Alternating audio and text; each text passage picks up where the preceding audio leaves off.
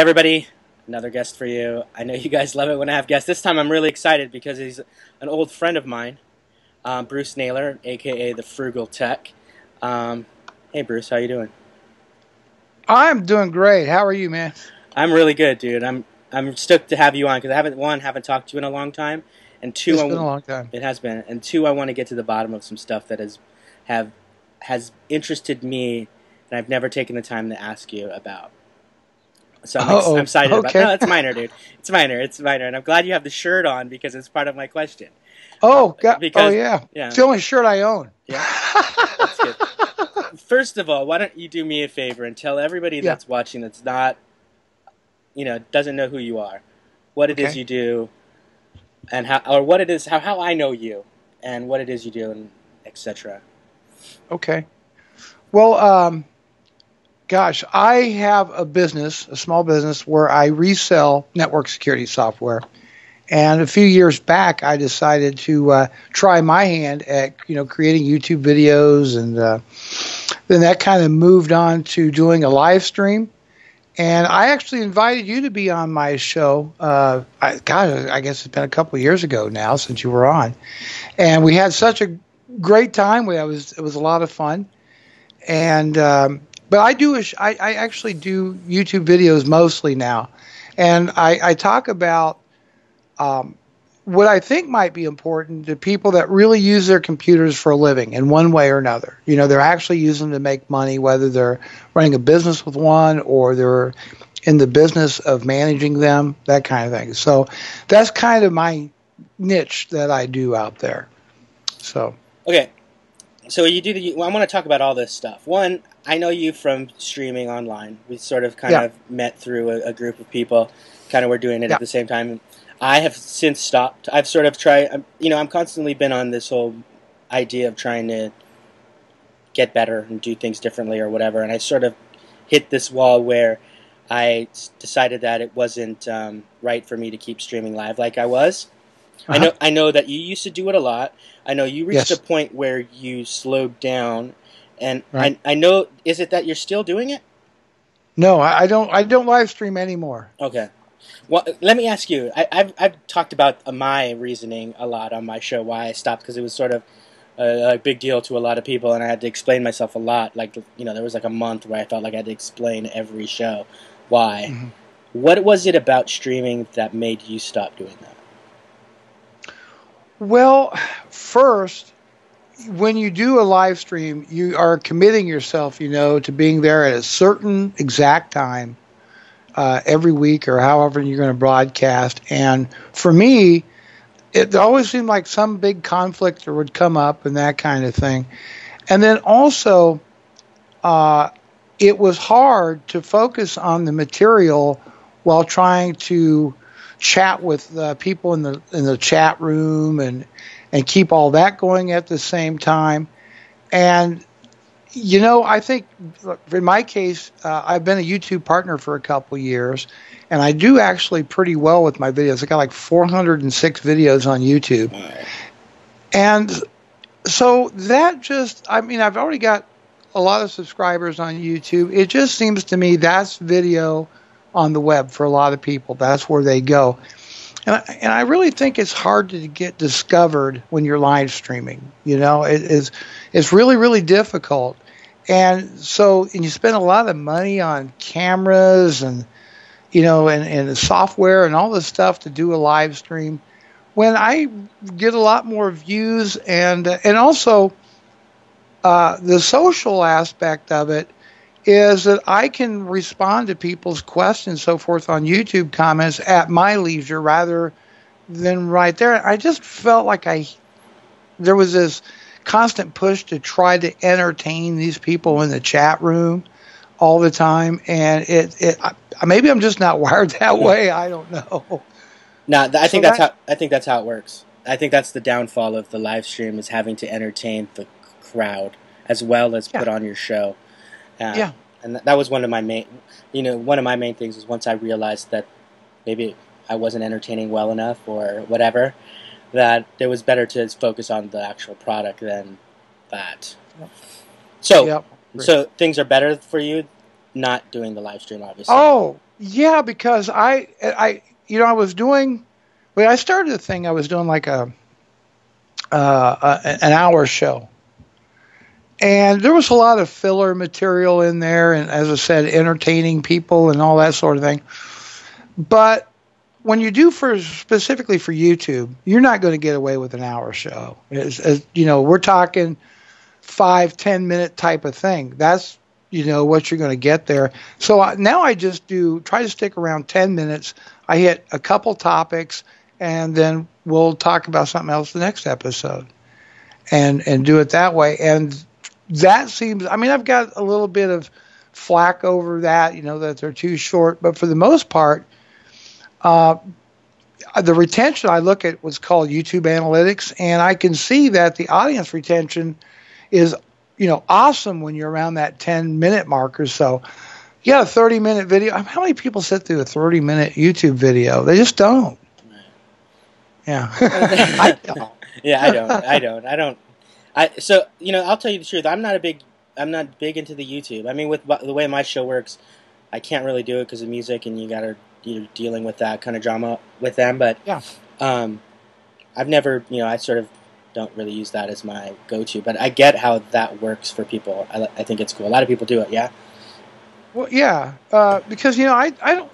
When you start talking about business-related stuff, it's not as sexy as talking about the latest iPad or Siri or what have you, but the audience that you do have is really, really dedicated to what you're talking about. They're actually there to try to learn something or get a tip or a trick of some kind to help them, manage their companies better, or, learn about a new piece of software that might make things better for them. So they're more focused and really loyal followers. Here's what I want to know. You do this business computing stuff. Where do you go to find out what you're going to talk about? Like a lot of the techie shows, they're kind of like rehashes of stuff, right? Like, if everybody watching your show goes to a certain website, they've already read it before you go live, right? Or you post your stuff. Yeah. Is it difficult? Like, maybe the question isn't, hey, tell me your secret, but is it hard to stay relevant or ahead? Well, yeah, I know. I think I know where you're coming from on this point, and I'm going to give you a very honest answer. Please. A lot of the material that I come up with is based on my own frustrations, trying to use different software packages, trying to figure out a problem that will give me an idea, anyhow, or the germ of an idea that I think will take QuickBooks. To the average home user out there, they've heard of it, but they have no idea what it is. But if you've got a small business, millions of people use QuickBooks at work. So that could be an interesting topic to the people who follow what I do. If I'm upgraded my computer, I just finished some pretty substantial upgrades to my Mac Pro, so I talked about that. And then I have conversations with people, and they'll talk, like me and Rob Johnson were having a conversation here a couple weeks ago, and he says, man, the way I'm doing things now, I'm kind of working myself out of a job as an IT consultant because software is getting smarter, and we're getting people no longer are using servers in their offices, and I'm replacing this and that. And so that's one of the reasons that, he wanted to become a developer, is to grow his resume and what he can do. And I thought, boy, that's an interesting topic, because I don't know how many small businesses hire the local IT guy to come running in and out and fixing stuff. And he's right. That business has changed. So I thought that would be an interesting topic. So when you're talking about, I don't know, people that sit and regurgitate the news in front of a webcam, okay, yeah, it's boring. It's really, really, really boring, I think. Okay, we're talking about small business now. I love it because I've known you for a little while. I've watched your show a whole lot, and like the stuff that you talk about, really, you almost never touch on what this GFI thing is on your shirt. Like, I've always seen it on your shirts. I knew it had something's going on, but I never ever one, asked anybody. I thought it would have been a stupid question. Hey, what's that shit? You know, it would have been just a weird question to ask in a chat room or something. It's like, hey, look at this noob, right? Yeah. I've gone to your website, and it's clearly like some sort of small business, right? Is that what it is? Well, it's network security software and the different types of it that helps protect companies from the bad guys, making sure that everything's patched up to date and their email's secure. And is this something that you resell? Yeah. Okay, so you're just I'm a dealer. All right, I'm one of their top dealers in North America. Wow. So so that's what I actually do all day. You're selling that stuff? I'm a salesman. Wow, this is the answer. So what it is that you do for a living is you are a salesman. I am a salesman. That's cool. People don't recognize that these salesmen exist, right? It used to be where people would go door to door and shit, right? Do you sit in your office all day and just like manage people, like call the people that have it and say, or are you like cold calling people? Well, okay, so we're kind of a virtual company. In other words, I have employees. Well, we have a great relationship with GFI. Let's begin there. And they basically have worked with me so long, they feel comfortable with referring clients to me because it's not an easy sale. It's just, here's what you want, here's the price, and life moves on. There's a lot of consulting that kind of goes with it. So they feel that comfortable enough with me, know we're qualified, we know what we're talking about, to hand people off to us. And I've got some employees who will call these up and set up, demonstrations or conference calls and that kind of thing. And then I kind of take it through there and nurture everything through the whole process, generating a web demo, providing quotes, any service work they might need done, and I handle all of that, and that's kind of how we work. But so it's my wife and I actually work out of a home office, and then our virtual employees, and which is cool thanks to all this technology that people can use things like Skype and all that sort of thing, and work anywhere they want to, and everything all of our main software is all web based, so we don't have to have. As long as they got a PC and an internet connection, they can work anywhere. And so that's really nice. So that's what we do. That's cool. So the YouTube, the shows that you used to do, the YouTube stuff you're doing now, that's all hobby or just for fun or your pastime or? Oh, no, I do it for a reason. And let me get to that reason. When I first was starting my business, advertising is really expensive, and it's easy to lose a lot of money on this stuff. And so I thought, what I got to do is figure a way to get traffic to my website, okay? Mm-hmm. And do it as cheap as I can and as effectively as I can. And, yeah, you can buy banner ads, and you can get backlinks, and you can do all this stuff. It all costs a lot of money. Well, I thought, what about YouTube? What if I made little tip videos, posted them on YouTube, and put a link to my website on there? What would that do? And that turned out to work really, really, really well for me. Wow. Well, that's interesting. That's the only way you market your show? Is that the only way you do it? That, and I also occasionally write blog articles, posts.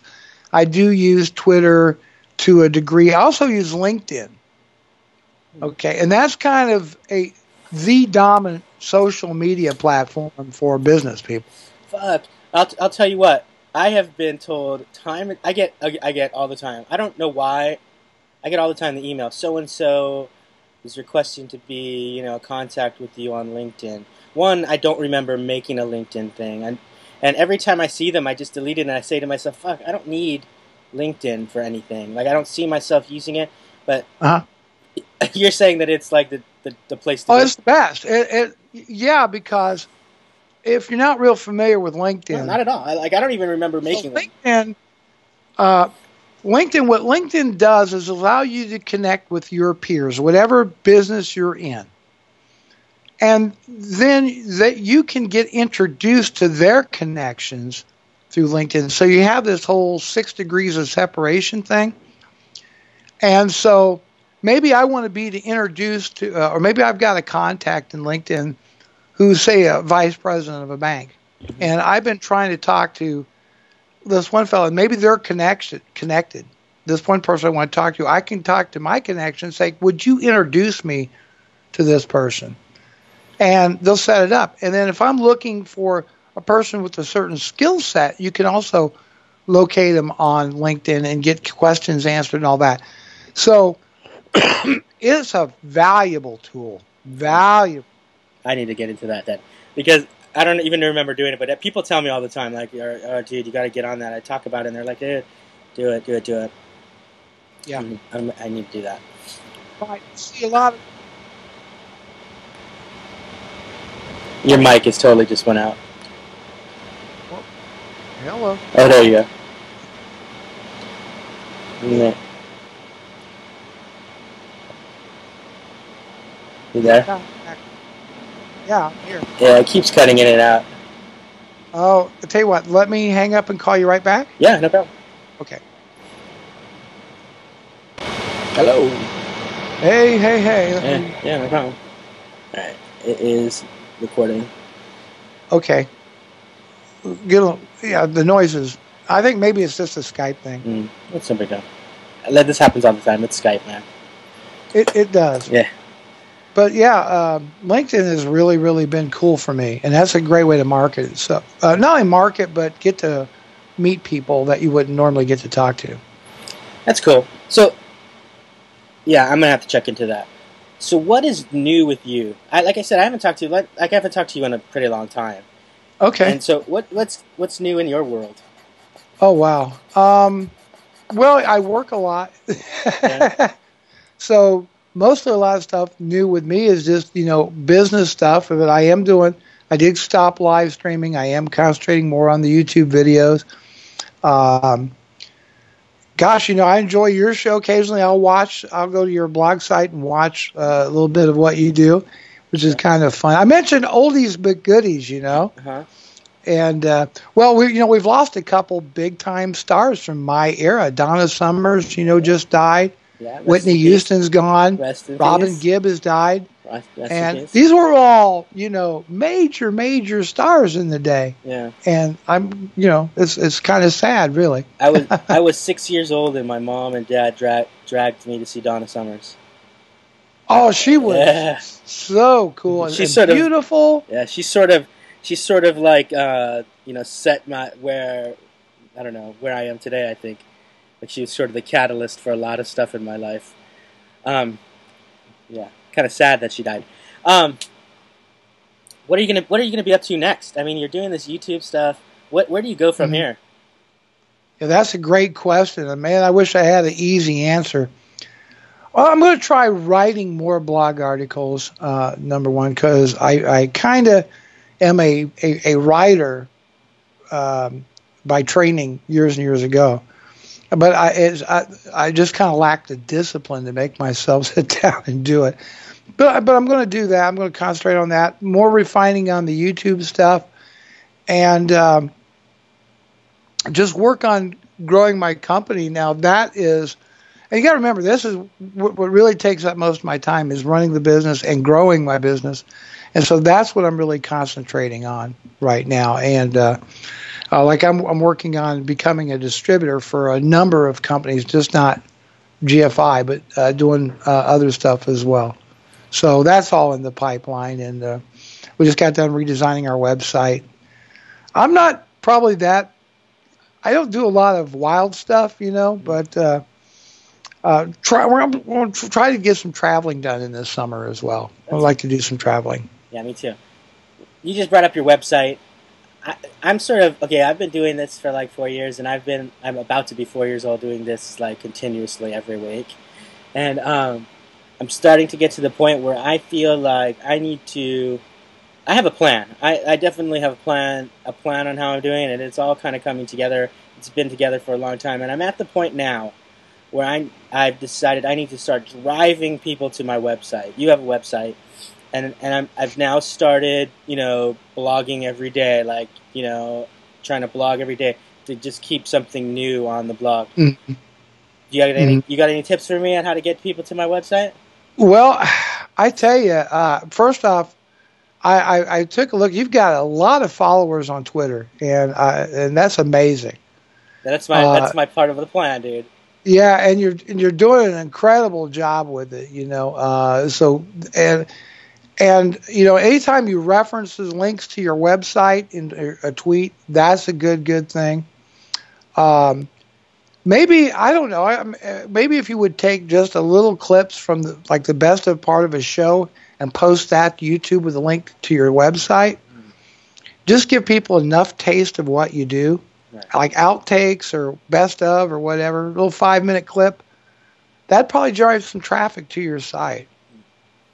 Yeah, I need to make that. I need to figure out a way to get people to the website. But I'm no means an expert on this. Yeah. There really is a lot of trial and error, and getting with a good web person that really understands search engine optimization. Yeah, that's part of what's going on in the head too. Is that I'm trying to figure out what I need to do to be like the first 10 pages of Google. You know what I mean? Oh, wow. You know what I mean? Like, I'm really trying to... I know what you mean. Like, I'm trying... Well, maybe not literally, but I'm trying to be like, you know, how to get seen. It's kind of it's the plan that I'm at right now. the part of the plan that I'm at right now is getting seen. Can I ask you a few questions that I ask everybody that I talk to? It might seem like I'm making a right turn on here. First question is, are unicorns overrated? Are unicorns overrated? No. No, I don't think they are. What is your favorite alcoholic beverage? Ouzo. That's good stuff. Have you ever been so drunk that you fell down? Yes.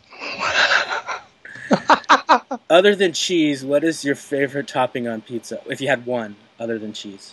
Just one other than cheese. Pepperoni. What is your favorite curse word? Fuck. Will you say your favorite curse word again? Fuck. Fuck yes, I will. I love it. That's good stuff. What is the weirdest thing about you? Look at this. That what right the there? hell do you think is for... Does that bother the shit out of you, dude? It's like it bothers the shit out of me. The gray. I got this wild hair up my ass one day just to shave my head damn near bald. And now it's growing back all funky and weird, and I look like the professor from Back to the Future. I didn't even know. I am getting gray. When you were younger, obviously there's a point where you get gray, right? Yeah. You turn gray. How did you react to that? Because I'm getting gray. Not well. Not well. Well, see, I'm what they call a ginger. Okay, a ginger. Yeah, I mean, I had like fire engine red hair when I was a little kid, and it just started going from there to they call strawberry blonde to gray, and it's just. So what was worse, turning gray or losing hair? Oh, that's a tough one. I think it's turning gray for me. Man, I've got a lot of them in here. I think I hide it well on camera, but up close, this shit is gray. Like I'm like, yeah. Like people call me the silver fox sometimes. I'm not too. Bugs the shit out. It bugs the shit out of me. That next to nose hair, man. My nose hair, yeah. There's that thing about getting old is you get hair growing out of places that shouldn't be. You don't have it where you want it. You got it coming where you don't want it, and that sucks. But what the hell are you going to do? Are you in a big hurry? No. Do you want to have a little fun? Sure. I thought it would be... Get naked for nobody. No, I'm not going to ask you to get naked. Okay. I leave that up to the others that I have on. Okay. Here's what I thought would be kind of funny to do. Is, I like to do little segments on my show. And... I just do all kinds of different ones. And, I got the green screen up here so I can put in the background for myself later. I thought it would be funny if I do this little bit called Radiation Report, right? Where right, where I talk about radiation. It's something about, like, it's kind of offspring of the whole Fukushima thing, right? And us here in Hawaii being pretty much ground zero to, the water flow, right? And so, it's sort of like an ongoing joke that I do. So I thought it would be funny if I did like a quick little intro thing, and I was going to do a little thing there. I go, hey, welcome, hey, this is Ronnie Rucker. Welcome to the Radiation Report. Today we're very lucky to have a guest on the show, Bruce Naylor. He is here to talk to us about microwave ovens. Do you think that you could come up with maybe like a minute worth? If I go, so Bruce, what is it about microwave ovens that is so bad for us? Or what is the greatest thing about microwave ovens? Could you do like a 20 seconds or something? Greatest thing about microwave ovens. I'll try. Okay. And then you just stop, and then I'll be like, well, thank you very much. That was the radiation report, and then I'll just split it together. Yeah? I have to sing it to them. All right. Okay, hold on. Take these things off. Oh, I'm not going to be able to hear you, but that's okay. I'll just have these on. I don't need to hear you.